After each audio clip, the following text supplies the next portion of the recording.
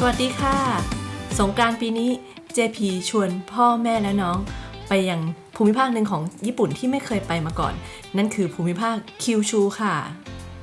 เราจะใช้เวลา6วันสำรวจคิวชูกันแบบโรดทริปขับรถเที่ยวในช่วงฤดูใบไม้ผลิอาจจะไม่ได้เที่ยวครบทุก7จังหวัดในคิวชูนะคะแต่ว่าไฮไลท์มาครบสถานที่เที่ยวลับมีแน่นอนแถมเรารีเสิร์ชสถานที่กินมาแบบแน่นๆเลยค่ะตามมานะคะทริปนี้ค่ะไปเราเลือกเดินทางกับแอร์เอเชียส่วนขากลับกับการบินไทยนะคะอันนี้ราคาตั๋วก็จะเป็นสูงหน่อยนะคะเพราะว่าเป็นช่วงเทศกาลสงกรานต์ราคานี้รวมค่ากระเป๋า60กิโลแชร์กัน4คนแล้วก็ค่าเลือกที่นั่งรองเล็กแล้วค่ะ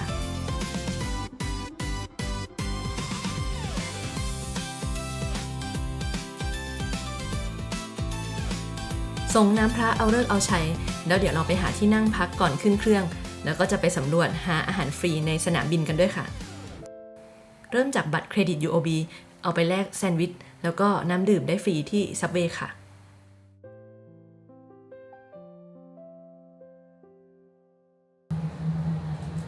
ของเราเป็นแซนด์วิชแฮมไก่นะคะที่นั่งรอตรงนี้ดีนะชมเครื่องบินไปด้วยแล้วก็น้ำอะไรดีมีที่ชาร์จเยอะเลยชาร์จเตรียมพร้อมแบตคนและแบตเครื่องไหนไปเดินเที่ยวได้อะไรมาคะดีแท็กเบอร์เกอร์คิงและมิเนเร่ดีแท็กเหมือนกันได้เป็นน้ำอัดลมก็ได้นะเบอร์เกอร์เนื้อน้ำอัดลมก็ได้น้ำเปล่าก็ได้จะทานรองท้องที่สนามบินเลยหรือว่าจะเอาขึ้นเครื่องไปทานก็ได้แต่ห้ามนำเข้าประเทศญี่ปุ่นนะคะเนื้อสัตว์เข้าไม่ได้ที่นั่งเท่าบินในประเทศเลยนี่ลองเล็กแล้วยังดูเล็กยังดูสั้นที่นั่งค่อนข้างแคบค่ะเพราะอาจจะเป็นเครื่องบินลำเล็กที่นั่ง33แต่ก็ยังดีเราบินกันไม่ยาวมากแค่ประมาณ5ชั่วโมงสำหรับเราถือว่าโอเค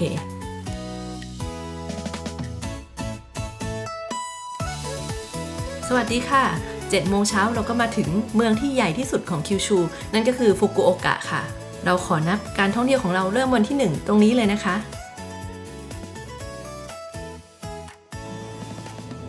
ออกจากตม.ก็ใกล้ๆเลยค่ะถึงสายพานเลยสนามบินไม่ใหญ่มากนะคะแต่ก็ใหม่อยู่เพราะว่าเขาเพิ่งรีโนเวท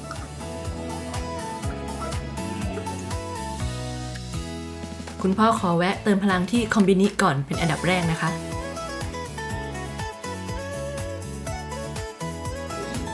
เราเช่ารถไว้นะคะเคาน์เตอร์เช่ารถก็อยู่ใกล้ๆรอสัตว์เลยนะมีกับบริการส่งกระเป๋าแล้วก็ข้างๆก็จะเป็นที่เช่ารถของทุกบริษัทก็คือเป็นโทรศัพท์ตอนนี้เราก็เช่าโตโยต้าได้นะคะค่อนข้างรักเดียวใจเดียวคือคุ้นเคยกับการขับรถโตโยต้า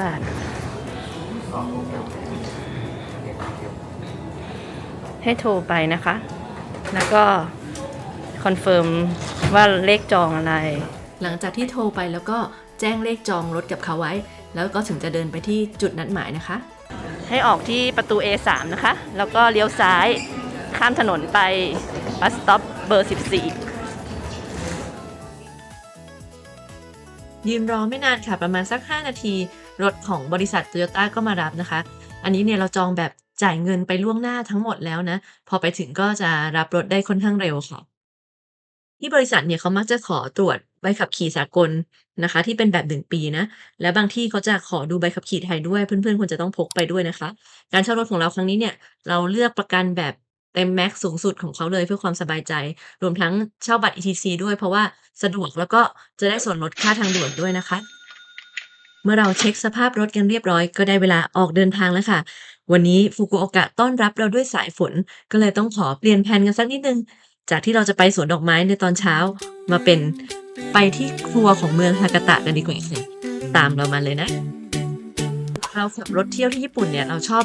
ใช้การนำทางทั้ง2อย่างเลยนะคะคือมือถือนี่ก็เปิด Google Map อยู่ส่วนในรถเราก็มี GPS ของรถเองการใช้ GPS ของรถเนี่ยบางทีเส้นทางกฎจราจรมันจะแม่นกว่านะคะแต่ว่าเราจะต้องคอยเซิร์ช แมปโค้ดเอาไว้เก็บเอาไว้ก่อนเพราะว่าถ้าเซิร์ชชื่อสถานที่ภาษาอังกฤษเนี่ยไม่ค่อยเจอค่ะ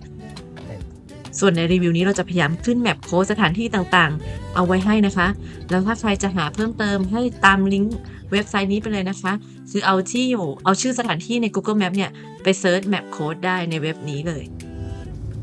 และถ้าใครมาขับรถเที่ยวจะจอดรถในฟุกุโอกะเนี่ยควรจะหาข้อมูลที่จอดรถไว้ก่อนนะคะแล้วแต่ละจุดพยายามหาสำรองไว้สัก2ที่ค่ะเพราะว่ามันก็มีเหตุการณ์เต็มได้บ่อยๆเหมือนกันเรามาถึงตลาดปลายานากิบาชิเร็งโกะกันแล้วค่ะที่นี่เนี่ยได้รับฉายาว่าเป็นครัวของเมืองเพราะว่าร้านอาหารในเมืองหลายๆที่นะคะเขามาซื้อวัตถุดิบจากตลาดแห่งนี้ถึงแม้ที่นี่จะดูไม่ใหญ่มากแต่ว่าก็เปิดมายาวนานตั้งแต่ปี1916เลยนะคะร้านอาหารที่เราเล็งไว้เขายังไม่เปิดนะคะเขาเปิด10 โมงเราเลยมาลงชื่อจองไว้ก่อนแล้วเดี๋ยว10 โมงจะกลับมาหน้าร้านอีกทีค่ะไม่เป็นเมนูของเมืองเขาไข่ปลาคอตเมนไทโกะร้านเฉพาะทางเมนไทโกะร้านนี้เจ้าของเขาใจดีนะคะเอาตัวอย่างไข่ปลาคอตเมนไทโกะมาให้เราชิมถึงหน้าร้านไข่ปลาคอตเขาก็รสชาติดีนะคะเค็มกำลังดีเผ็ดนิดๆแล้วเขาบอกว่าพิเศษตรงที่ร้านเขาใช้ไข่ปลาจากญี่ปุ่นไม่ได้ใช้ไข่ปลาจากต่างประเทศนะเสียดายที่เรามาตั้งแต่วันแรกเราเลยยังไม่สามารถซื้อกลับไทยได้ใครมาวันท้ายๆหรือมาวันสุดท้ายเนี่ยสามารถซื้อแล้วแพ็คเย็นกลับประเทศไทยได้นะคะร้านนี้ก็ดังลูกชิ้นจะชิมไหมส่วนร้านนี้เป็นร้านลูกชิ้นเจ้าดังนะคะจะมีทั้งพวกลูกชิ้นปลาหมึกอะไรนานาชนิดชิกุวะนี่อันใหญ่น่ากินมากๆเลยแล้วก็เราชิมอันไหนนะ spicy squid 150 เยนเขาอุ่นให้เลยค่ะทอดให้ใหม่เลยนี่อ่ะอาริกาโตมาเนียวเยอะเลยลูกชิ้นปลาก่อนจ้าหอมจัง spicy squid ก่อนเลย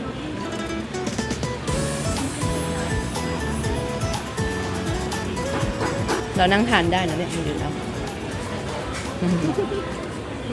ลูกชิ้นปลาทอดใหม่ๆรสชาติเข้มข้นมากค่ะได้อามาโอะมาแพ็คเท่าไหร่นะ800 เยน800 เยน160 บาทอามาโอะแปลว่าแดงใหญ่อะไรประมาณนี้ชื่อมันมาจากคำสตรอเบอรี่อามาโอะเป็นพันธุ์ที่พัฒนาและวิจัยมาที่เมืองฟุกุโอกะแห่งนี้นี่แหละค่ะชื่อของเขามาจาก4 คำนะที่แปลว่าแดงกลมใหญ่แล้วก็อร่อย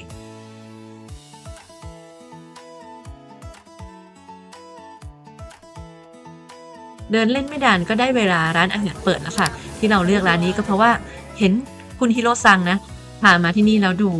ข้าวด้งเขาน่ากินมากๆที่เป็นอาหารทะเลสดๆแล้วก็ยังมีเมนูที่เป็นอาหารปรุงสุกให้พ่อแม่เราทานได้ด้วย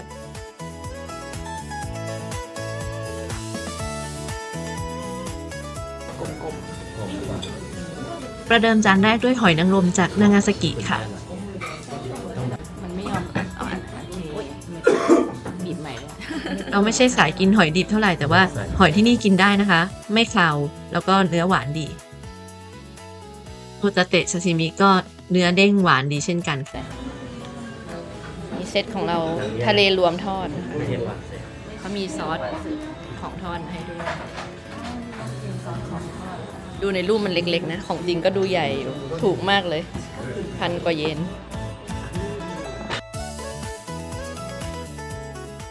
และจานนี้เป็นจานที่แพงที่สุดในมื้อนี้นะคะอูนิได้เยอะมากของแพงคืออันนี้สรุปร้านนี้ผ่านของสดมากอร่อยเฮ้ยของถูกก็อร่อยสแกนหลอกอะไรก็อร่อยสรุปร้านนี้อร่อยนะคะแนะนำอยากกลับมาซ้ำอีกเลยเนี่ยโอเคโอกะอย่าลืมมาแวะกันได้ต่อไปก็ถึงคิวของหวานนะคะที่เรา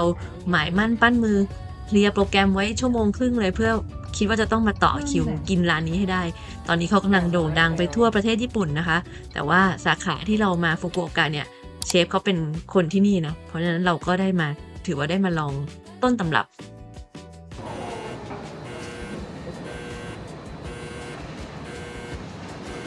2 ชั่วโมง 600 เยนนะคะ ชั่วโมงละ 300 เยน บ๊ายบาย ที่จอดรถที่เราเลือกเนี่ยเพราะว่าใกล้ร้านที่เราจะมา แล้วก็ใกล้กับร้านขายอุปกรณ์กีฬาที่ใหญ่มากๆจะเอาพ่อแม่มาไว้ที่นี่ก่อนนะคะ นี่เอาพ่อแม่มาปล่อยไว้ โอ้ สวยจังไนกี้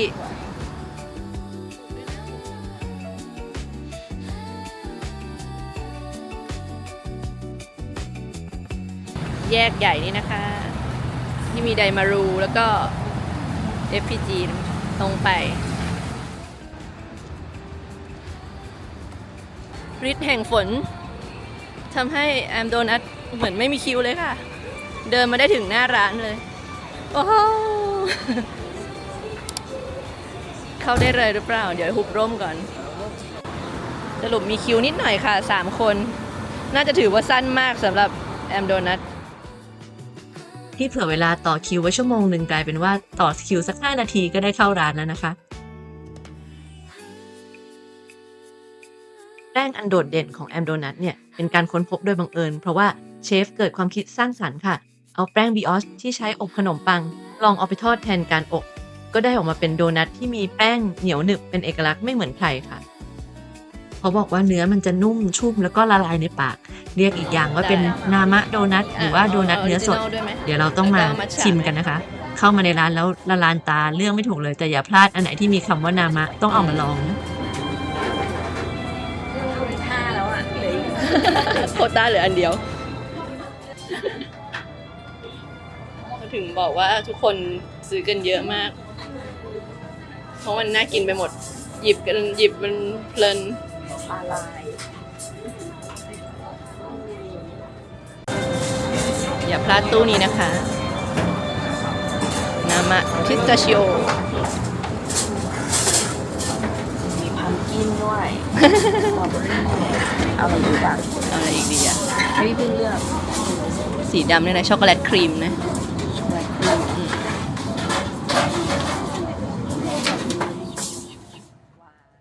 แอมโดนัทไม่มีคิวด้วยคิว 5 นาที หมดไป 2,600 กว่าเยนตอนแรกเตรียมเวลามาไว้ซื้อโดนัทชั่วโมงหนึ่งเร็วกว่าที่คิดมากเลยค่ะ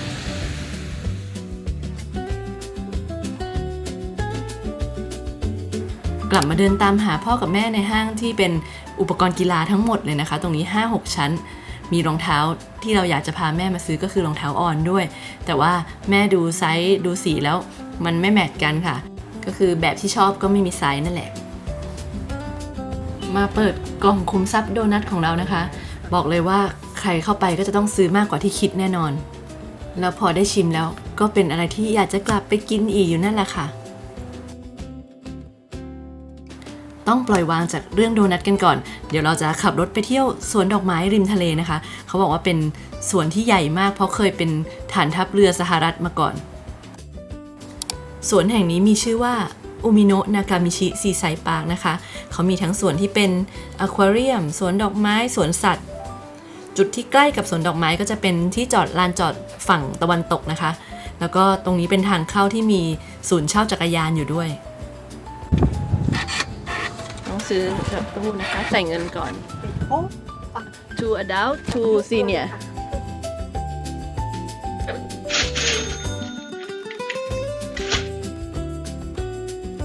แล้วทูซีเนี่ยโอ้ยที่นี่หนาวครับลมเย็นมากน่าจะเพราะเขาอยู่ริมทะเลนะคะทำให้ลมแรงมากๆเลยเราเดินเข้ามาจากทางเข้าตรงนี้นิดเดียวก็ได้พบกับดอกไม้ที่กำลังบานในช่วงต้นเดือนเมษาสวยงามมากๆหลากสีก็คือดอกทิวลิปนะคะเขาจะบานตั้งแต่ประมาณช่วงกลางเดือนมีนามาจนถึงต้นเดือนเมษาแบบนี้ของเราก็ถือว่าโชคดีนะวันนี้ยังได้เจอทิวลิปสวยงามคอยังไม่หักซะก่อนโดนลมแรงขนาดนี้แล้ว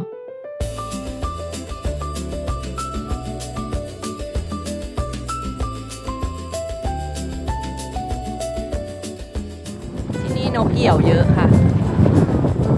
เห็นไหมไม่รู้เกาะต้นนี้อยู่แล้วเขาดูแฮปปี้กับลมแรงๆด้วยนะแบบเวลาเขาบินเขาจะแบบล่อนๆทลาไปแล้วนี่ล่อนลม ไปไหนแล้วไม่รู้ ไปนู่นแล้วเราไม่ทัน ดูสนุก ดูร้อนลมสนุก และเราก็มาถึงวิวที่นำพาเรามายังอุมิโนะนากามิชิซีไซด์พาร์คแห่งนี้แล้วค่ะ อันนี้คือทุ่งดอกเนโมฟิล่า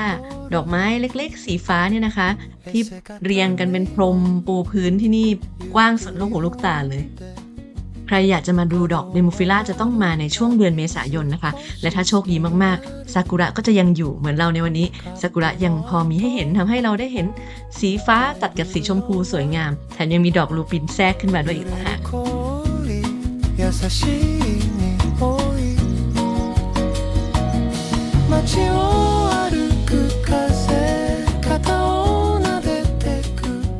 ก่อนออกนะคะ อย่าลืมมาจ่ายเงินค่าจอดรถก่อนนะ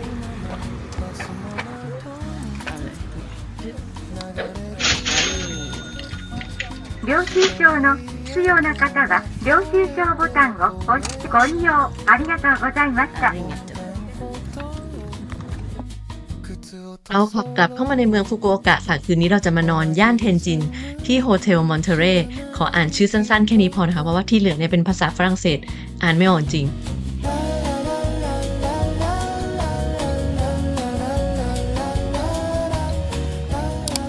เรามารถทริปกันแบบนี้นะคะเวลาหาโรงแรมก็ต้องดูด้วยนะว่าเขามีที่จอดรถบริการหรือเปล่าแล้วที่จอดเนี่ยมันรองรับรถหลังคาสูงแบบนี้ไหมอย่างรถรุ่นที่เราเลือกเนี่ยสูงเกือบ2 เมตรนะคะเอาให้เข้าไป ใครที่ไม่เคยใช้ลิฟต์จอดรถที่ญี่ปุ่นนะคะหลักการก็คือทุกคนจะต้องลงจากรถทั้งหมดนะยกเว้นเหลือแค่คนขับคนเดียวแล้วพอจะเข้าจอดเนี่ยก็ต้องพับกระจกหูด้านข้างแล้วก็ขับรถตรงเข้าไปเขาจะมีพวกกระจกอะไรให้ดูง่ายนะคะบางทีก็จะมีตัวอักษรบอกว่ารถเราตรงไม่ตรงยังไงแล้วก็พอจอดเสร็จเรียบร้อยเข้าเกียร์ P แล้วก็ลงจากรถได้โรงแรมนี้เนี่ยเราเลือกเพราะเขาทำเลดีมากนะคะอยู่กลางย่านเทนจินเลยแต่ว่าดูในรูปรีวิวแล้วรู้สึกว่าโรงแรมจะดูเก่าๆแอนทีคหน่อยดูดีกว่าในรูปดูใหม่กว่าในรูปนะคะตอนเห็นในรูปนึกว่าแบบโรงแรมอย่างโบราณอันนี้โบราณแบบโอเคคลาสสิกจึงมีตู้เย็นเขาบอก amenity ถ้าขาดอะไรก็ไปขอได้มีน้ำให้2 ขวดห้องน้ำมีอ่างน้ำอยู่แล้วไม่ใหญ่มากแต่ก็โอเคถึงเวลามาจัดการเจ้าโดนัทนุ่มนิ่มให้หมดเลยค่ะคือแป้งชิมแล้วแบบแป้งมันไม่เหมือนใครจริงๆทุกคนก็จะพูดแบบนี้แป้งโดนัทเขาทำจากแป้งบริออชนะคะมันนุ่มหนึบไม่เคยกินที่ไหนมาก่อนนี่เรากินตั้งแต่วันแรกของทริปกลับมา2 อาทิตย์แล้วยังอยากกลับไปกินอยู่เลยค่ะนั่งเล่นพักผ่อนกันแป๊บนึงก็ได้เวลาออกไปหาอาหารเย็นกันดีกว่าร้านนี้เป็นร้านที่คุณพ่อหมายมั่นปั้นมืออยากจะมากินค่ะร้านคิวามิยะอยู่ในห้างปาโคชั้น B1 ค่ะมี2 ตึกคิดว่าเป็นตึกทางด้านซ้ายนะด้านที่เหนือกว่าไม่แน่ใจเดี๋ยวไปดูป้ายอีกทีร้านคิวามิยะแฮมเบอร์กเนี่ยอยู่ชั้น B1 ของห้างพาโคนะคะพ่อเราเคยเห็นรีวิวที่เขาไปเปิดสาขาที่เมืองไทยเลยอยากจะมาลองกินที่เมืองฟุกุโอกะเนี่ยเป็นออริจินัลของแฮมเบอร์กยี่ห้อนี้เช่นกันปกติร้านนี้เขาก็ว่ากันว่าคิวยาวมากๆเป็นชั่วโมงได้นะแต่ว่าเรามาตอน5 โมงเย็นนั่งรอคิวสัก10 นาทีก็ได้โต๊ะแล้วค่ะ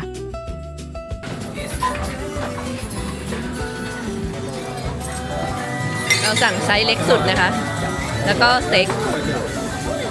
เล็กสุดนี่คือแฮมเบอร์ก120 กรัมแล้วก็สเต็กนี่จะเท่ากันประมาณ4 ชิ้นเขาจะเสิร์ฟมาแบบแรร์มีเดียมค่อนข้างแรร์แหละแล้วให้เรามากริลต่อบนถาดเล็กๆกลมๆแฮมเบอร์กร้านนี้นะคะเขาบอกว่าใช้เนื้อวัวคุณภาพสูง 100% จากคิวชูเท่านั้นใช่มีเตาส่วนตัว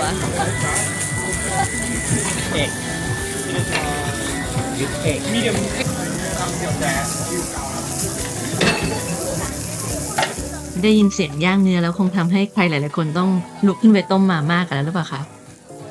เนื้อที่นี่เนี่ยมีไขมันแทรกอยู่ค่อนข้างสูงนะคะทั้งสเต็กทั้งแฮมเบอร์กเลยเวลาเลือกซอสกินกับเนื้อก็อาจจะเลือกซอสที่มันเปรี้ยวหวานหน่อยนะเช่นซอสพอนสึซอสหัวหอมหรือว่าซอสออริจินอลของเขาที่มีลักษณะหวานๆก็อร่อยดีค่ะจะได้ช่วยตัดเลี่ยนมันเนื้อได้แล้วก็เตาถ้าหายร้อนเพื่อนๆสามารถขอเขาให้ไปอุ่นให้ได้นะคะ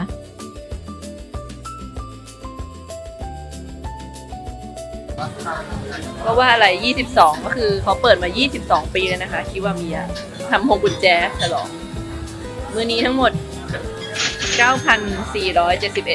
เยนเดินช้อปปิ้งเล่นย่านเทนจินนะคะ เจอร้านยาไตอยู่บ้าง ร้านยาไตก็คือแผงขายอาหารริมทางแบบญี่ปุ่นดั้งเดิมนะคะซึ่งหาไม่ได้ง่ายแล้วนะเขาบอกว่าอาจจะมีอยู่แค่ที่ฟุกุโอกะเท่านั้นก็ได้ในญี่ปุ่นฉะนั้นถ้าใครมีโอกาสก็ลองยาไตกันได้นะคะ เราไปเดินเที่ยวแถวเทนจินอันเดอร์กราวด์มอลล์นะคะก็จะเป็นเส้นที่ขนานกับสถานีรถไฟหน่อยเนอะไปเรื่อยๆ ร้านที่เทนจินอันเดอร์กราวด์มอลล์เราว่าดูชิคๆแล้วก็ของดูน่าซื้อไปหมดเลยค่ะเขาบอกว่าที่นี่ยาวประมาณ600 เมตรด้วยกันแล้วยังมีซอยย่อยเต็มไปหมดถ้าใครปล่อยตัวปล่อยใจก็คงจะมีล้มละลายกันที่นี่เนี่ยแหละเราก็ช้อปปิ้งกันทั้งใต้ดินบนดินนะคะจนค่ำมืดเลยแล้วค่อยกลับไปพักผ่อนที่โรงแรมเดี๋ยวพรุ่งนี้วันที่2ของการเดินทางมาดูซิว่าเราจะไปไหนกันต่อที่นี่เป็นต้นกำเนิดฮากาตะราเมงอย่างอิชิรันชินราเมงแต่ว่าวันนี้เราแหวกแนวหน่อยจะไปกินราเมงซุปมะเขือเทศที่ไปกินเขาก็เพราะว่าเขาเปิดเช้านะคะเปิด24 ชั่วโมงส่วนอิชิรันนี่เพิ่งปิดไปเมื่อสักตี 5 ตี 4เลยเดินเลยอิชิรันไปหน่อย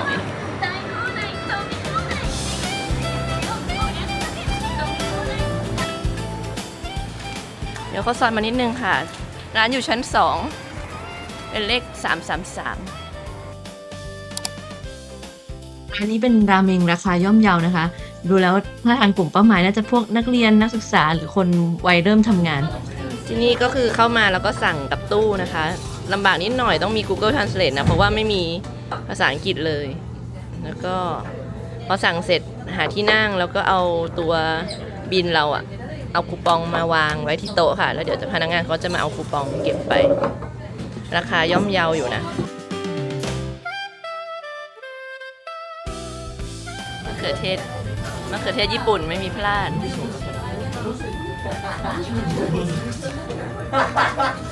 อร่อยไหมคะมันดีกว่าของไทยอย่างไรมันผลไม้อ่ะมันเนื้อแน่นๆกรอบสะโพกไก่ย่างเขาให้จิ้มกับวาซาบิพริกไทยอะไรนะคะบดมันจะเป็นไงนะแต่เขาย่างหอมดีก็ได้แจ่วเลย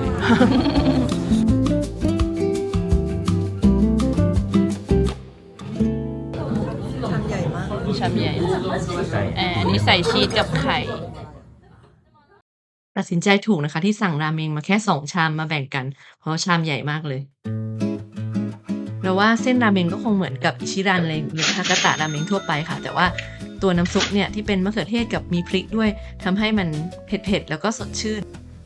สังเกตได้ว่ามีคนมากินแก้แห้งกันเยอะเลยล่ะค่ะกำลังมุ่งหน้าไปดาไซฟุนะคะขึ้นทางด่วนไปวันนี้อากาศดีเลยเราเช็คเอาท์ออกจากโรงแรมแล้วก็ออกเดินทางนะคะวันนี้โปรแกรมอัดแน่นๆเลยนะมีทั้งไปศาลเจ้าดาไซฟุไปไร่ชาเขียวชื่อดังที่เมืองยาเมะแล้วก็ค่อยไปนอนพักผ่อนที่เมืองยานากาวะเป็นเมืองเล็กๆลับๆที่มีของเด็ดอยู่เหมือนกันค่ะ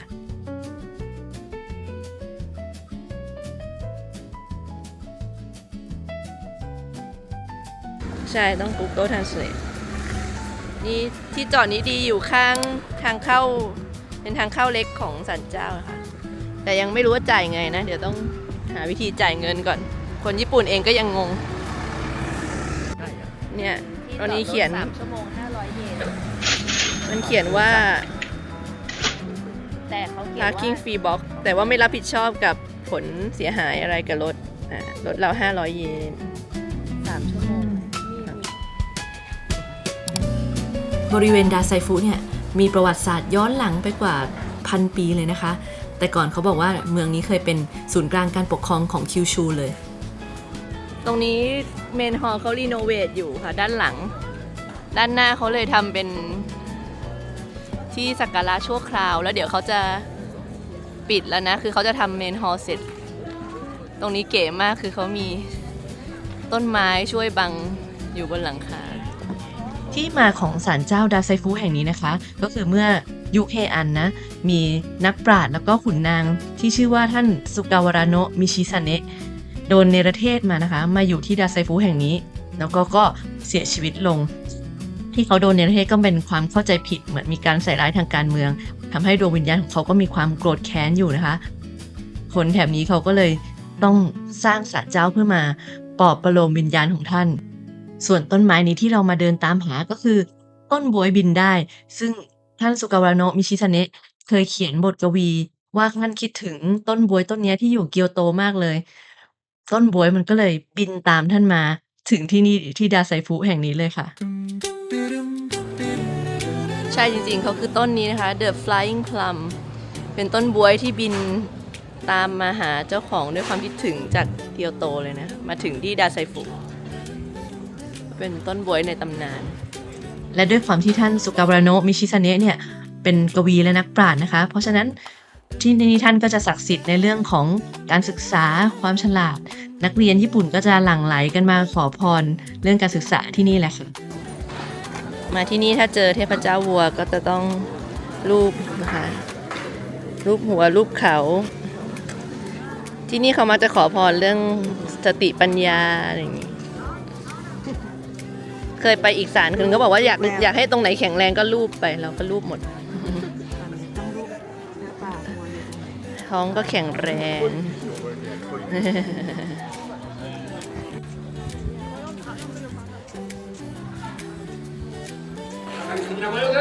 大さんいけありがとう頑張れ頑張れいけ頑張れ皆さんの願いが天幕で皆さんの運気は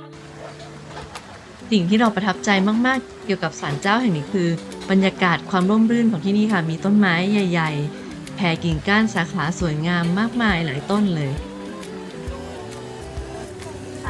ต่อไปเราก็จะไปถนน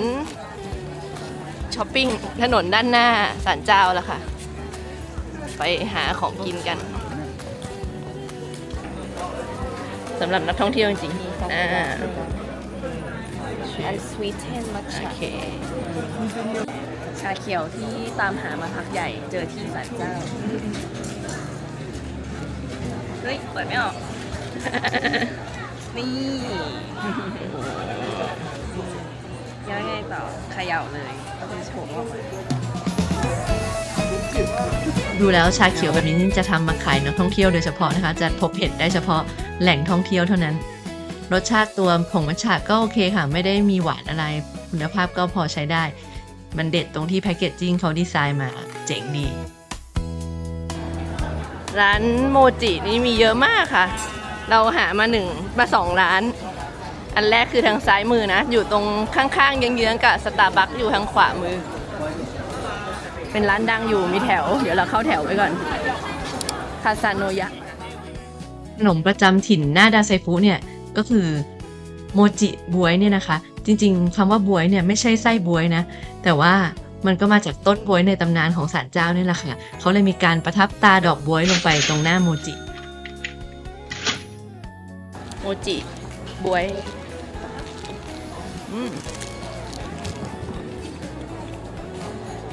แป้งเจ้านี้มันจะออกไม่ค่อยเหนียวมากแป้งบางอยู่ค่ะต้องทานอุ่นๆร้อนๆข้างในไส้ถั่วแดงหวานกำลังดีนะคิดว่าแพลนอาหารกลางวันวันนี้เราฟรีสไตล์เลยนะคะก็คือจะเดินกินไปเรื่อยๆตามถนนหน้าดาไซฟุแห่งนี้เพราะฉะนั้นเพื่อนๆก็จะเห็นเราชิมนู่นชิมนี่ไปเรื่อยเลยคาเฟอีนจะน้อยกว่าแล้วก็มีกลิ่นหอมของข้าวคั่ว ชิมทุกอย่างเอ้ยชาคั่วไม่ใช่ข้าวคั่ว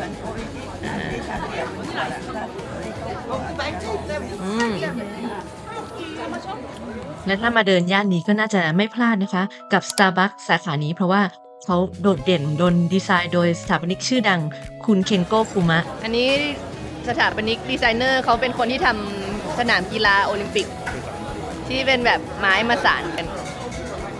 สไตล์อันเป็นเอกลักษณ์ของเขาคือการเอาไม้มาทำสิ่งปลูกสร้างคงไว้ซึ่งความเอกลักษณ์ความเป็นแบบญี่ปุ่นแล้วก็ให้สอดคล้องกับบรรยากาศของศาลเจ้าดาไซฟุที่ล้อมรอบด้วยธรรมชาติด้วยนะคะ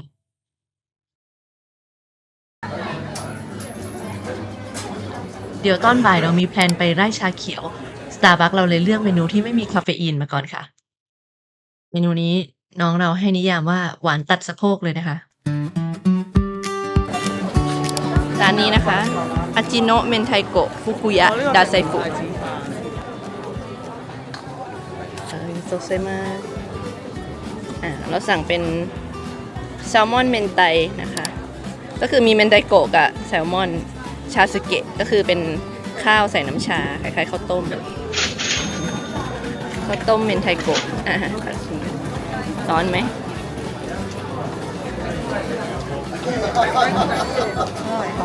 หอมข้าวใส่น้ำชาข้าวมันจะนุ่มๆเหนียวเมนูชาสึเกะนี่ก็ถือเป็นคอมฟอร์ตฟู้ดของชาวญี่ปุ่นนะคะก็จะเป็นข้าวที่ใส่น้ำชาหรือว่าน้ำซุปดาชิแล้วก็มีท็อปปิ้งนิดหน่อยเรารู้สึกว่ากินแล้วก็อุ่นๆท้องสบายดีนี่ร้านอูเมโมจิอีกร้านหนึ่งที่ดังค่ะแต่ไม่มีใครลองแล้วด้วยทุกคนตื่นตาตื่นใจกันอย่างอื่นนี่เราเลยมาลองเนี่ยจะซื้อนี้กลับไปให้พ่อซาลาเปาหมู3 ชั้นร้านนี้หลักๆแล้วเขาขายเค้กคาสเซล่าเป็นของหวานนะคะแต่เราเห็นซาลาเปาหมู3 ชั้นเนี่ยมันสะดุดตามันน่าโดนกว่าเยอะเลย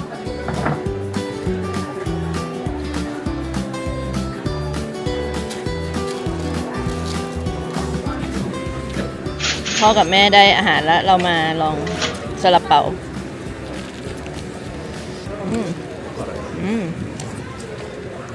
ชอบเนื้อซาลาเปาแป้งนุ่มมากค่ะตัวหมูก็ไม่เค็มเกินไปเค็มๆหวานๆกินเพลินไปหน่อยนะคะต้องเดินตามหาพ่อแม่ว่าไปอยู่ที่ไหนฉะนั้นพ่อกับแม่แอบมาอยู่ตรงนี้ แอบมาอยู่ตรงนี้หิวใช่ไหมนี่หมดแล้วข้าวหน้าเนื้ออันนี้น่าจะไม่อร่อยแกงกะหรี่เนื้อแบบอิ่มแล้วร้านนี้โซเดียมสูงไปนิดค่ะ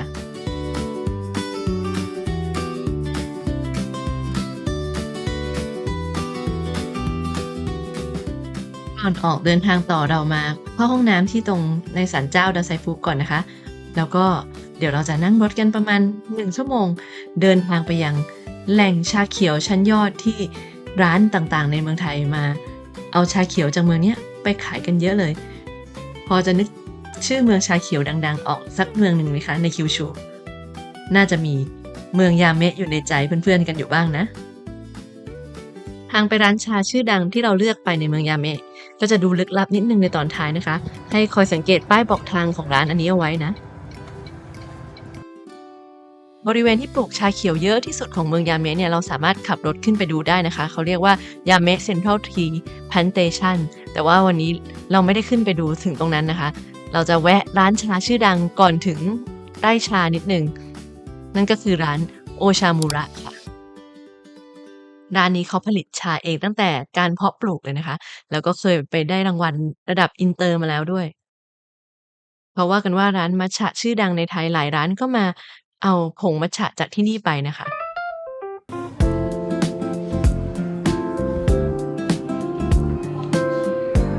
บริเวณชั้น2ของร้านที่เป็นคาเฟ่วิวจะสวยมากเลยนะจะมองไปออกไปเห็นได้ชาเล็กๆที่เขาปลูกไว้ตรงนี้ด้วยเราก็ไปจองที่นั่งก่อนนะคะแล้วค่อยไปสั่งอาหารสั่งขนมที่เคาน์เตอร์เดี๋ยวจะสั่งเจลาโต้ไปชิมนะคะมียาเมะดาร์กมัทฉะแล้วก็ว่าจะเอาพิสตาชิโอนะอันนี้แล้วก็มีสตรอเบอรี่ยามาโอะช็อกโกแลตมียาเมะมัทฉะธรรมดาสีขาวนี่นมหรือเปล่าไม่แน่ใจ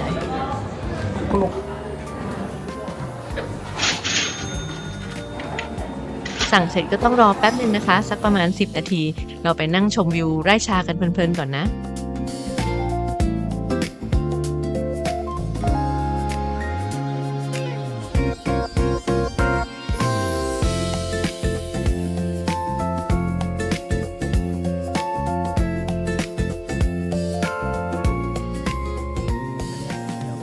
เป็นชาเขียวโทนถั่วจริงๆ เป็นถั่วพิสตาชิโอ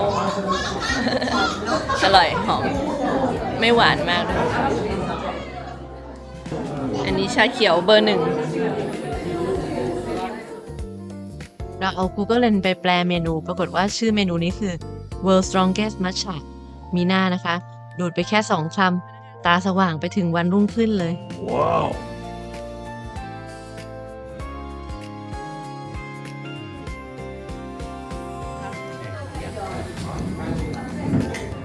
คาเฟ่น่าจะแพงสุดอะแต่ว่าคาเฟ่1,800คาเฟ่พาเฟ่สตรอเบอรี่อามาโอะถึงแม้ราคาจะสูงนิดนึงแต่ว่ามันก็เป็นรสเปรี้ยวหวานที่สดชื่นดีเมื่อมาทานกับเมนูอื่นๆที่เป็นชาเขียวนะคะทานเสร็จก็ลงไปช้อปปิ้งชั้น 1กันค่ะ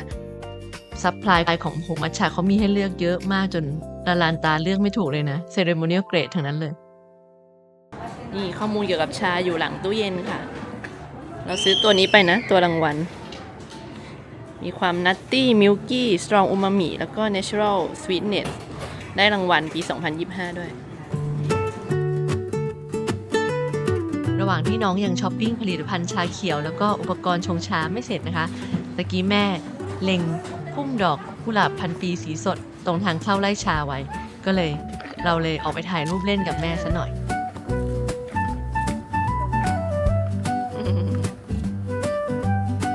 เดินหาดอกไม้โอเค1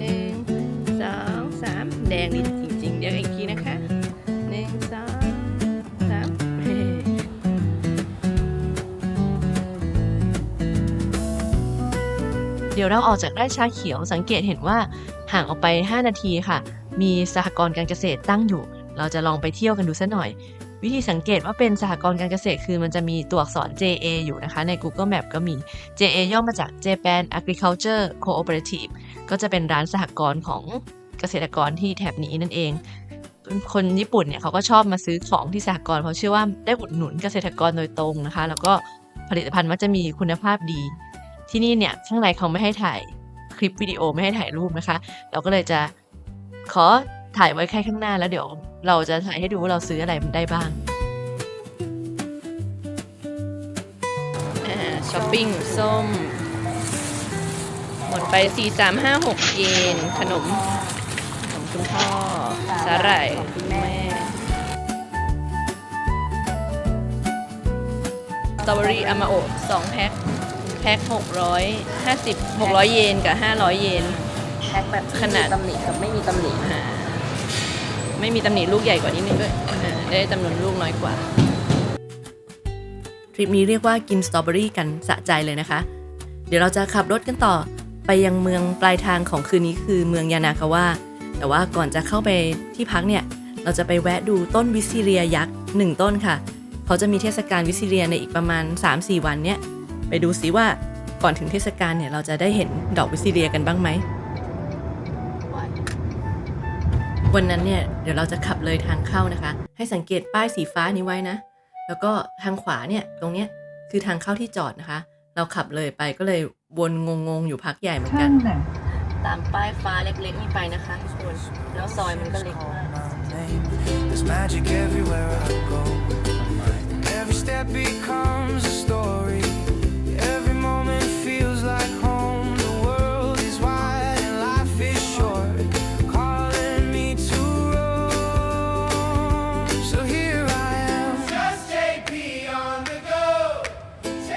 ใครจะตามมาดูต้นวิสซิเลียยักษ์ก็ตั้ง Google Map เป็น Tachibana Recreation Forest Parking Lot หรือว่าใช้แมปโค้ดในที่นำทางของรถก็ได้ค่ะ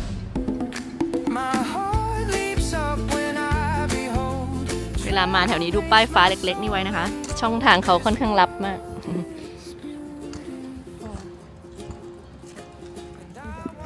ปีนี้งานวิสซิเรียเนี่ยเริ่มวันที่ 15 เดือน 4 งานเทศกาลชมดอกวิสซิเลียเนี่ยเขาจัดขึ้นทุกปีนะคะเป็นประมาณช่วงกลางเดือนเมษาถึงพฤษภาคมนี่แหละ น้องจะมาตามนัดไหมคะทุกคน เดี๋ยวใครมาวันที่ 15 มาบอกหน่อยนะ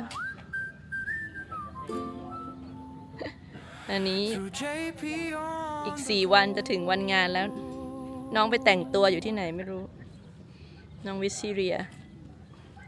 เรียกต้นวิสซิเลียยักษ์ว่าน้องอาจจะไม่ถูกค่ะเพราะว่าต้นนี้เนี่ยมีอายุมากถึง300 ปีแล้วนะต้นเดียวเนี่ยสามารถแผ่กิ่งก้านสาขาไปกว้างมากจนเขาต้องสร้างโครงเหล็กออกมารับถ้าใครได้มาตอนที่เขาฟูลบลูมนี่มันน่าจะสวยงามมากๆถ่ายรูปมาฝากเราด้วยนะคะทิ้งคอมเมนต์ไว้ได้ใครมีรูปเด็ดๆ น้ำวิสซิเรีย เราขับกันต่อเข้าไปยังเมืองยานากาวะที่พักของเราคืนนี้นะคะห่างจากต้นวิสซิเลียประมาณ15 นาทีเท่านั้นเดี๋ยวไปดูซิว่าเมืองเล็กๆที่ยังไม่ค่อยแมสแห่งนี้เขามีอะไรดีข้อดีอย่างแรกของเมืองที่ไม่ได้ดังไม่ได้แมสมากก็คือโรงแรมก็จะราคาไม่สูงแล้วก็ที่จอดรถฟรีด้วยค่ะ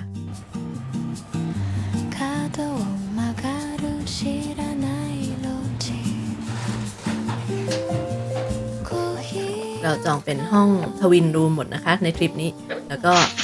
ราคานี้รวมอาหารเช้าแล้วด้วยคราวนี้เราจองได้ทวินหมดเลยค่ะแล้วก็ราคาไม่ค่อยสูงมากได้ห้องน้ำเล็กกว่าเมื่อวานหน่อยค่ะเป็นแนวห้องน้ำกล่อง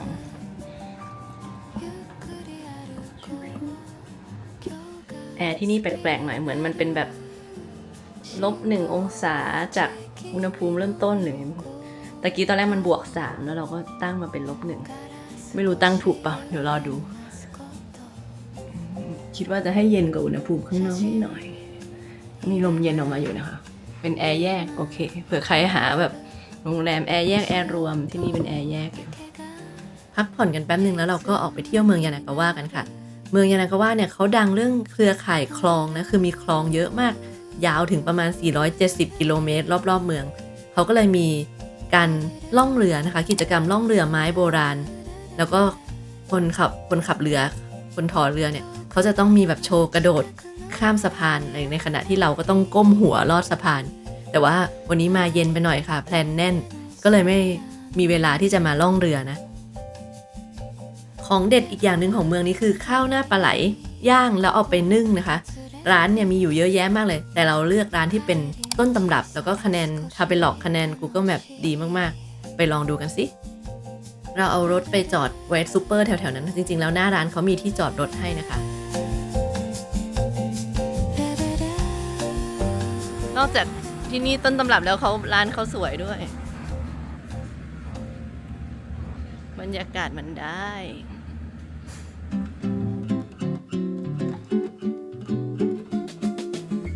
เช็ควิวได้โต๊ะแบบเป็นนั่งพื้นนะคะแถวผู้สูงอายุลำบากนิดหน่อยแต่ทำได้ เมนูที่ต้องลองก็คือข้าวหน้าปลาไหลแบบเซโรมูชิซึ่งเป็นการเอาข้าวเนี่ยคลุกซอสปลาไหลนะคะแล้วเอาปลาไหลย่างโปะข้างหน้าเสร็จแล้วเอาทั้งกล่องไม้อันเนี้ยไปนึ่งอีกทีนึงร้านเขาก็มีข้าวหน้าปลาไหลหรือว่าเป็นข้าวกับปลาไหลย่างแบบธรรมดาขายด้วยนะคะจะมีอะไรนะเนื้อปลาไหลที่มันไม่ได้ทาซอส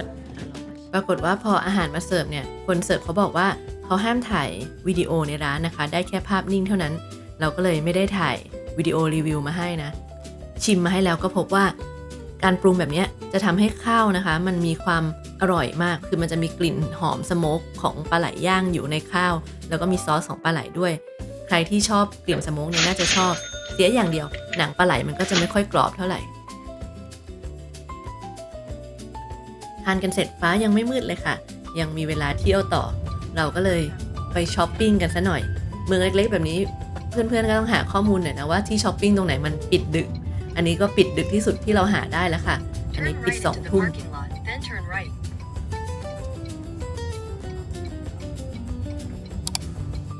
ภารกิจช้อปปิ้งที่ยังไม่สำเร็จก็คือ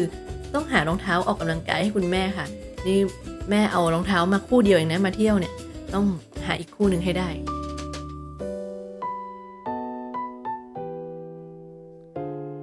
ร้านในเมืองเล็กๆอย่างนี้ไม่มียี่ห้อออนคลาวนะคะเรา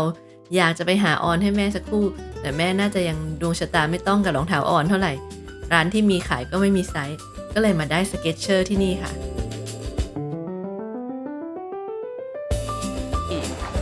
แฟนพันธ์แท้ไดโซ คุณแม่ได้รองเท้าคุณพ่อได้มาไดโซะถือว่าบรรลุภารกิจช้อปปิ้งสำหรับวันนี้แล้วคืนนี้เรากลับไปนอนพักผ่อนนะคะพรุ่งนี้เราจะไปภูเขาที่ดังที่สุดในภูมิภาคก็ว่าได้ไปเจอกันที่เมาท์อโศกค่ะ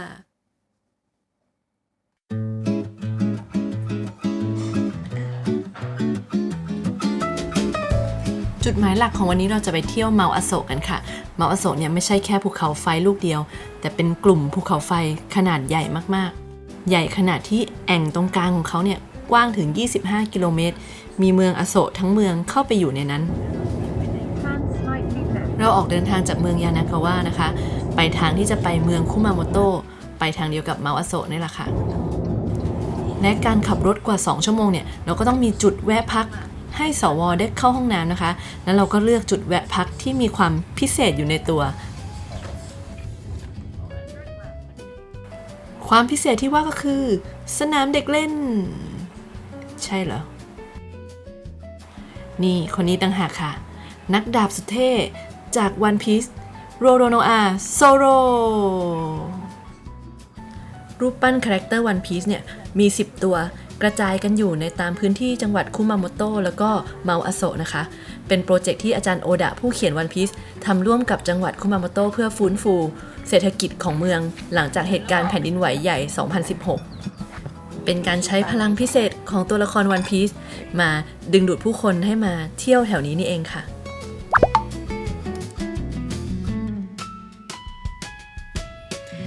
ไม่เหมือนตรงที่มันต้องไปล่มที่คาบลงไปอีกทางเด็กมองเลย ล่มอันที่ถือตั้งหน่อยตั้งขึ้นแนวดิ่งใช่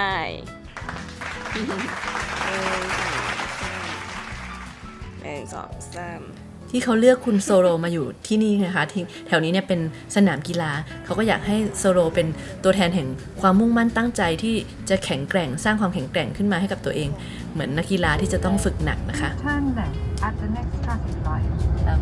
ไปอโศกวันนี้อากาศดีคนอาจจะเยอะ แดดเปรี้ยง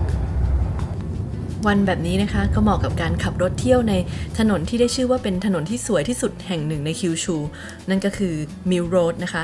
ชื่อของเขาก็มาจากการทำปศุสัตว์เลี้ยงวัวฟาร์มโคนมแล้วก็โคเนื้อแถวนี้นี่เองจุดชมวิวตามเส้นทางมิลโรดเนี่ยมีหลายแห่งเลยนะคะจุดนี้ก็เป็นจุดหนึ่งที่เราเลือกมาเพราะว่าคนไทยชอบมามันมีสัญลักษณ์เป็นรูปหัวใจบนเนินหญ้าค่ะเราจะไปตรงปลายตรงนู้นนะคะเสียตังค์นี่เนินรูปหัวใจหายไปเราคิดว่าอาจจะเกี่ยวกับฤดูกาลเผาหญ้าที่เพิ่งสิ้นสุดไปนะคะรูปหัวใจก็เลยยังไม่ได้ทำขึ้นมาใหม่เพราะว่าหญ้าก็ยังขึ้นหลอมแหลมอยู่เลยพิธีเผาหญ้านี่เขาจะทำทุกปีช่วงปลายกุมภาต้นมีนานะคะใครมาช่วงนั้นก็จะเห็นหญ้าดำไปหมดนะที่เขาจะต้องเผาหญ้าทุกปีก็เพื่อทำให้หญ้าที่ขึ้นมาใหม่นั้นเป็นหญ้าอ่อนวัวที่เขาเลี้ยงจะได้รับสารอาหารที่ดีมากขึ้นใกล้ๆกันนี้ยังมีจุดชมวิวดังจุดชมวิวไดคันโบะอยู่ด้วยนะคะแต่ว่าเราขอข้ามไปด้วยความเห็นแก่กินจะรีบขับรถไปจองร้านข้าวหน้าเนื้อร้านดังในเมืองอโศกดูจากรีวิวถ้าไปช้านี่มีแววอดกินนะคะเพราะว่าคิวยาวมากๆ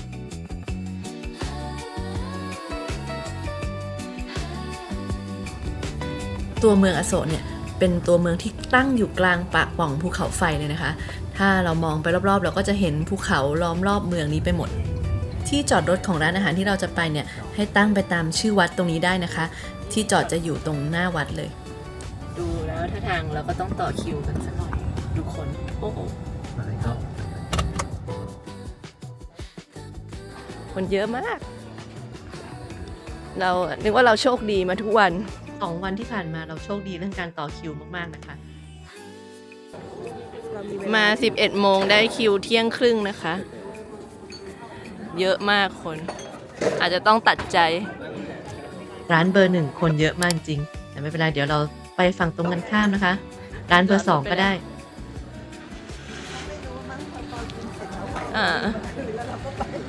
มากินร้านตรงข้ามแทนนะคะ ร้านนี้เขาก็ถือว่าคะแนนรีวิวดีมากๆนะคะ ใน Google Maps 4.5 ใน Tabelog 3.5 Tabelog 3.5 นี่ถือว่าเด็ดแล้วล่ะ อันนี้ต้องทันสมัยสั่งในแอป และที่เราชอบมากๆก็คือบาร์ผักดองกิมจิเครื่องเคียงตรงนี้นะคะ อร่อยมาก คนชอบผัก เหมือนเกาหลีเลยยังไม่เคยเจอร้านที่ญี่ปุ่นเป็นแบบนี้ เราหยิบมาหลายอย่างมากผักเขาน่าทานมาก สลัดมันฝรั่ง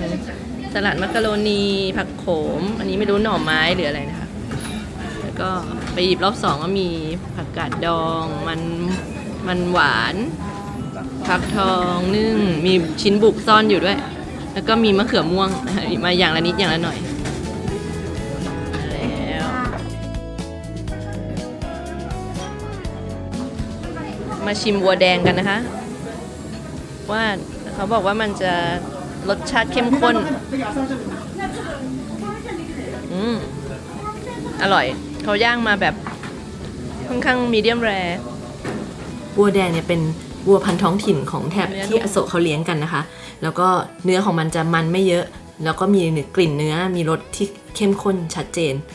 แถมเขายังได้กินหญ้าคุณภาพจากแถบอโศกที่ได้ดินภูเขาไฟ แล้วก็มีการควบคุมการเผาหญ้าทุกปีค่ะ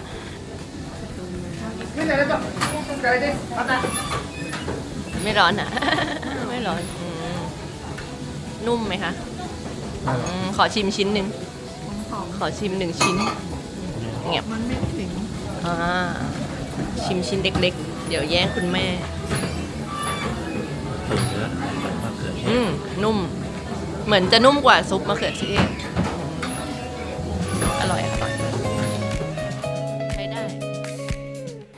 บางครั้งความผิดหวังก็นำมาซึ่งอะไรที่ไม่ได้คาดหวัง แล้วมันก็ดีกว่าที่คิดมากๆเลยค่ะร้านนี้กลายเป็นร้านที่เราชอบมากๆเลย เขาให้ท็อฟฟี่ด้วยนะคะ 8,600 เยน ใช้เงินสดได้อย่างเดียวนะร้านนี้ อร่อยค่ะผ่าน เราไปเดินเล่นย่อยอาหารกันนิดนึงนะคะ ในเมืองอโศกก็มีร้านน่ารักอยู่ โชว์หน่อย ไข่แมว ไข่ยักษ์มาก มีไข่ทุกตัวเลย ถ้าตัวนี้3 สีจะมีไข่ได้ไง ผิดจากธรรมชาติ อุ๊ย เรา3 สีต้องเป็นตัวเมีย ระหว่างสาวๆเดินช้อปปิ้งไม่รู้พ่อหายไปไหน แอบมาอยู่ตรงนี้นี่เองค่ะ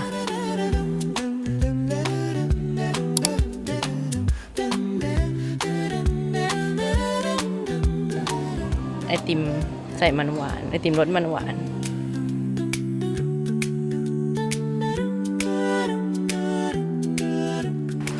กินตามพ่อแต่ถ้วยใหญ่กว่าพ่ออีกค่ะ อันนี้เป็นไอติมมันหวานแล้วก็มีเป็นอัลมอนด์คาราเมลไลซ์อยู่ข้างบนแล้วก็มีเยลลี่กาแฟข้างล่าง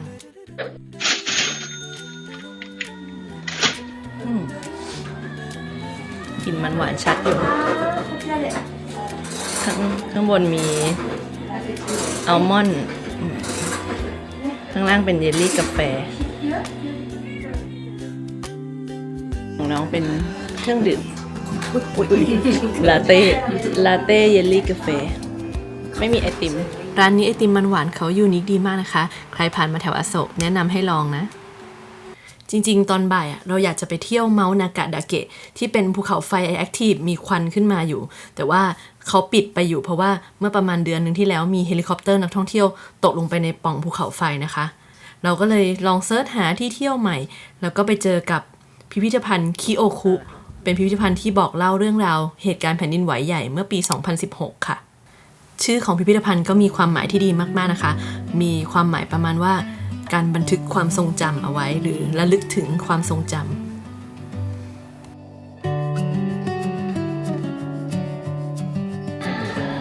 International 500 ค่ะ พิพิธภัณฑ์แห่งนี้ไม่ได้มีไว้แค่จัดแสดงเท่านั้น แต่เขาบันทึกความทรงจำของเหตุการณ์แผ่นดินไหวเมื่อปี 2016 ที่คุมาโมโตะนะคะ เหตุการณ์วันนั้นเนี่ยรุนแรงมาก แล้วก็มี แรงสั่นสะเทือนใหญ่ๆ2 ครั้งด้วยกันทำให้เมืองคุมาโมโตะแล้วก็เขตเมาอาโซเนี่ยเสียหายอย่างหนักเขาบอกว่าทำให้มีผู้คนเนี่ยต้องอพยพออกจากบ้านเรือนมาอยู่ในศูนย์พักพิงเนี่ยเป็นแสนคนเลยนะคะ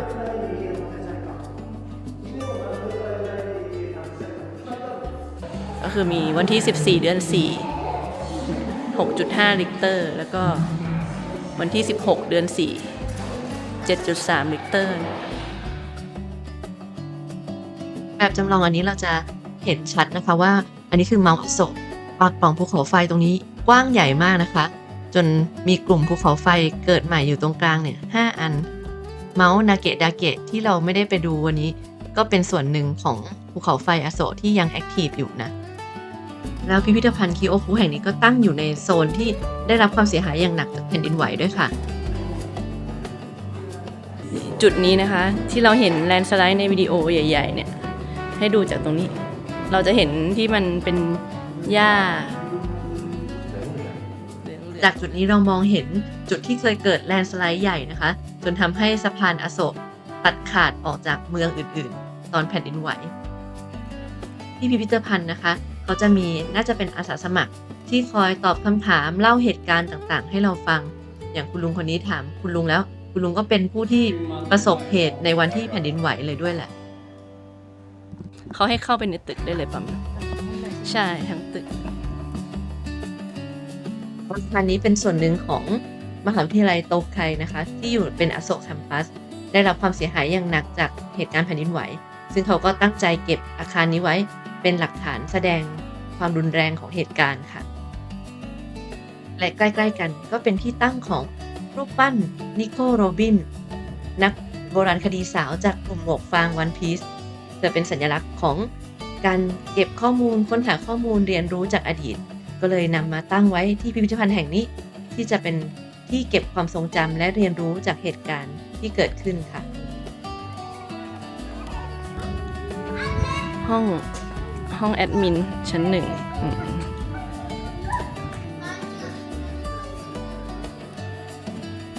เสาแต่ว่าเหล็กเส้นเขาเยอะอยู่นะคือโครงเหล็กยังอยู่แต่โครงปูนกระเทาะออกเหล็กเขาเส้นหนากว่านิ้วโป้งเราอีก นี่ก็มีร่อง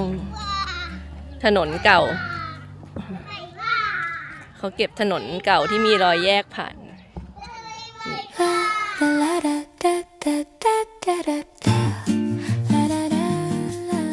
นี่ค่ะที่สถานที่ที่มีเซจูอยู่อ่ะเขาจะมีกล่องมีฟิกเกอร์ขายด้วยนะที่จะหาซื้อที่อื่นไม่ได้จะต้องมาซื้อที่สถานที่เท่านั้นอย่างนี้ก็มีของคุณโรบินที่อยู่ที่นี่ใครเป็นบิ๊กแฟนต้องแวะมาเพราะเขามีอยู่เยอะมากนะเดี๋ยวไปหาข้อมูลให้ว่าเขามีกี่ที่ในคุมาโมโตะรูปปั้นวันพีซมีกระจายกันอยู่10 ที่ด้วยกันค่ะใครอยากหาข้อมูลก็ตามลิงก์นี้ไปได้เลยดูว่าตอนที่อพยพกันเนี่ยนี่คือห้องน้ำนะคะเต็นท์ห้องน้ำนี่คือห้องนอนที่เป็นลังกระดาษบอกให้ลองนอนได้ด้วยนะแล้วให้ถอดรองเท้าก่อนนี่หมอนเนี่ยเป็นลังวันนี้ไม่เสียใจเลยค่ะที่ได้มาเที่ยวที่คิโอคุเขาเป็นพิพิธภัณฑ์ที่เล่าเรื่องได้เรียบง่ายแต่ว่าทรงพลังแล้วก็ฝากคำถามในใจไว้ให้กับเราว่าเราจะเรียนรู้และปรับตัวอยู่กับธรรมชาติที่มันผันผวนอย่างไรกว้างเลยนะแลนด์สไลด์โดนถากไปโดยธรรมชาติต้นไม้หายหมดเลยนี่คือสะพานน่าจะเป็นสะพานที่เชื่อมอโศกเป็นอันใหม่ที่สร้างขึ้นมาแทนอันเก่าที่เสียไปจากแผ่นดินไหวข้างล่างอันเก่าน่าจะเป็นอีกอันใช่ไหมนะแผนไปทางซ้ายอย่างเงี้ยแต่นั้นเหมือนทางรถไฟเป็นสะพานเก่าไม่แน่ใจนะเดี๋ยวเราขับรถออกจากเขตอโศกนะคะจะไปพักกันที่เมืองคุมาโมโตะ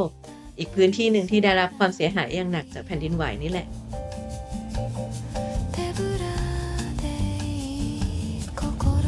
โรงแรมที่เราเลือกพักก็อยู่ในโซนกลางเมืองเลยนะคะสามารถเดินไปเที่ยวปราสาทคุมาโมโตะไปเที่ยวถนนช้อปปิ้งอะไรต่างๆได้ใกล้มากเลย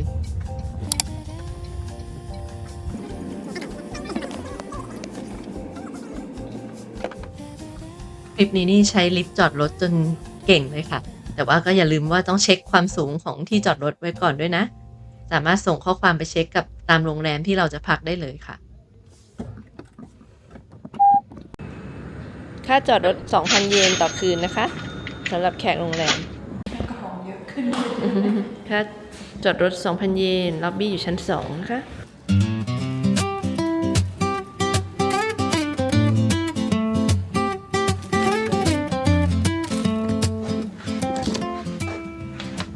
ห้องใหญ่กว้างค่ะที่เยอะเลยโอ้ดีห้องน้ำแยกโซนห้องน้ำกว้างอยู่มีแยกโซนอาบน้ำด้วยโอ้โรงแรมดีห้องดีราคาถูกด้วยนะเราว่าตู้เซฟด้วยโอ้โหมีแขวนเสื้อผ้าโหที่ใหญ่มีกระดานรีดผ้าเลยเท่ เราพักผ่อนกันในห้องนิดนึงก่อนที่จะออกไปเดินเที่ยวในตอนเย็นนะคะ แต่ว่าด้วยความขี้เกียจเล็กน้อยก็เลยไม่ได้ไปเที่ยวปราสาทคุมาโมโตะถ้ามาคราวหน้าก็คงจะต้องไม่พลาดนะคะ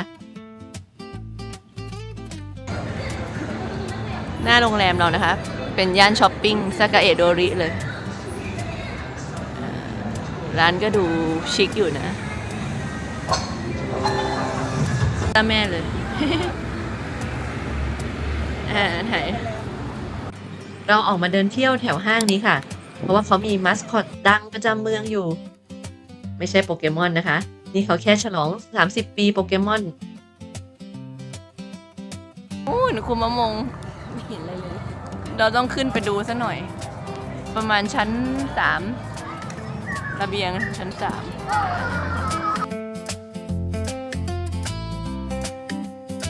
ใช่แล้วค่ะ เขาคือคุณหมีคุมะมง จริงๆ แล้วคุมะมงเนี่ยเกิดก่อนเหตุการณ์แผ่นดินไหวคุมาโมโตะ 2016 นะคะ แต่ว่าเขาก็มาโด่งดังมากๆในช่วงหลังแผ่นดินไหว เพราะว่าเขาก็เป็นคนมาสคอตที่ทำรายได้แล้วก็ช่วยฟื้นฟูเมืองคุมาโมโตะขึ้นมาได้ อย่างแบบจริงจังมากเขาดังมากจริงๆ ที่เห็นแก้มคุมะมงเป็นสีแดงเนี่ยเขาบอกว่ามันสื่อถึงพลังงานของภูเขาไฟอโศกนะคะ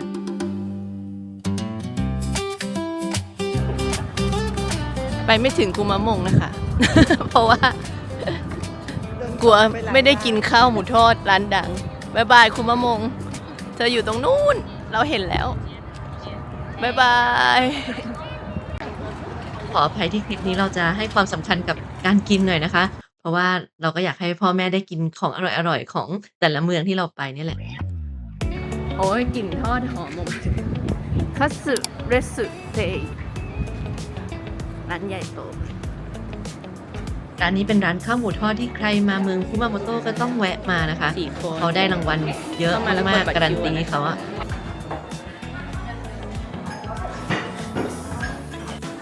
แต่ไม่รู้มีหมูสเปเชียลอะไรที่แบบแพง เดี๋ยวสั่ง5ใช่ไหมเพิ่งสั่งอะไรไปเนี่ย ๆนี่แหละ ใหญ่มากไซส์ แต่ S ข้าว เซตหมูและกุ้ง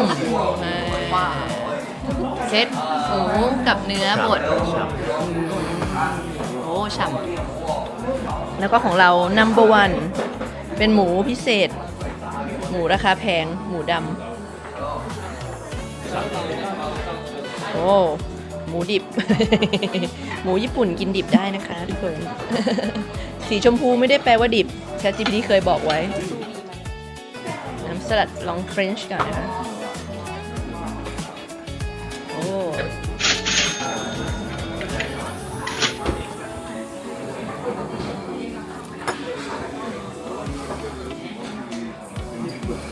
หมูนุ่มชุ่มฉ่ำมากๆเลยค่ะ จากการกินแล้วสู้วาโกได้คนละแบบซอสเขาก็มีเอกลักษณ์ค่ะ ชอบมากก็คือตัวไชเท้าแล้วก็ใส่อะไรนะคอนสึวาซาบิอร่อย อิ่มแล้วก็ต้องทำสูตรนะคะ เดินช้อปปิ้งเพื่อย่อยอาหารซะหน่อย แล้วก็หาของหวานไปด้วย คุณแม่เพิ่งบ่นว่ามาญี่ปุ่นยังไม่ได้กินไทยากิได้ยังไง บังเอิญเจอร้านนี้พอดีเลยค่ะ นี่ลายเพนกวิน